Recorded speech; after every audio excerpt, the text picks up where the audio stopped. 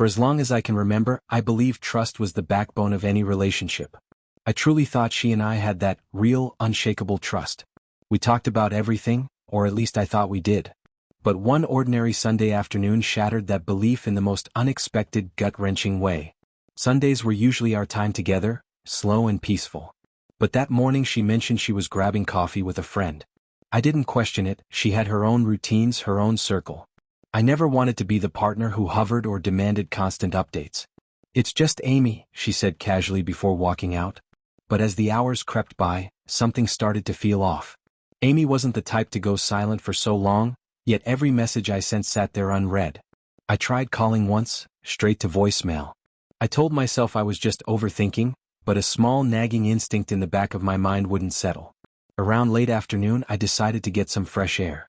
There's a little cafe a few blocks away that we often visited on slow weekends. I figured a short walk and a cup of coffee might clear my head. I wasn't expecting to find her there. She was tucked in a corner booth by the window, laughing at something the man across from her had just said. The way her hand rested near his, the closeness between them, too natural, too familiar. My feet rooted to the ground for a moment. Maybe it was innocent. Maybe there was an explanation. But then I saw the way she leaned in, eyes bright, smiling in a way I hadn't seen directed at me in months. I walked inside, heart hammering. She didn't notice me at first, she was too wrapped up in him. But when I stopped beside their table, everything in her expression shifted. The laughter died instantly. Shock flickered across her face, followed by irritation. "Hey," I said quietly, though my pulse was racing. "What's happening here?" The man looked at her, then at me, visibly uncomfortable. He seemed ready to vanish. She, on the other hand, didn't hesitate. "What are you doing here?" she snapped. "I could ask you the same thing," I said, gesturing at the table. "You told me you were meeting Amy." She shrugged like it was nothing. "Plans changed. And you didn't think to tell me?" I asked. Her eyes darted toward him and then back to me. "I didn't think I needed to. It's just coffee." I turned to him.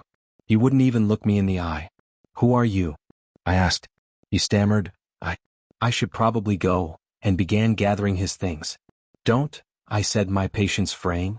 "I'd like to know who you are." "He's a friend," she cut in, her voice instantly defensive. "Really?" I said sharply. "Because this sure doesn't look like two friends catching up." And then she did something that burned into my memory. She smiled. Not a guilty smile. Not a worried one. Instead, it was a smug, dismissive smile.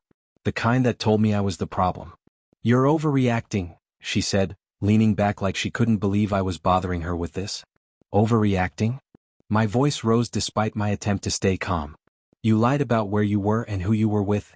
How is that an overreaction?" She rolled her eyes like I was a kid throwing a tantrum. "It's coffee.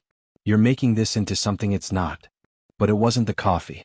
It was the secrets, the defensiveness, the affection she showed him that she'd stopped showing me. I swallowed hard. "Is this the first time?" I asked, my voice low. Her confident posture faltered for just a heartbeat. That hesitation told me everything I needed to know. "That's none of your concern," she finally said coldly.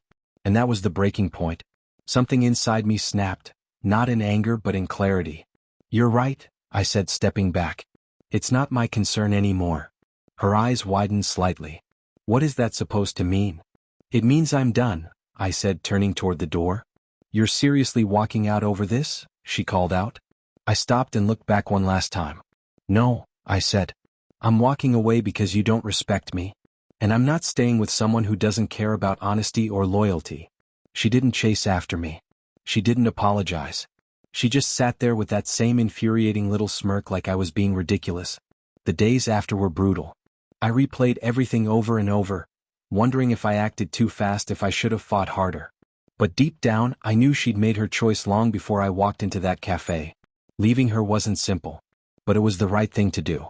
I deserve someone who values me, someone who doesn't hide things or belittle my feelings.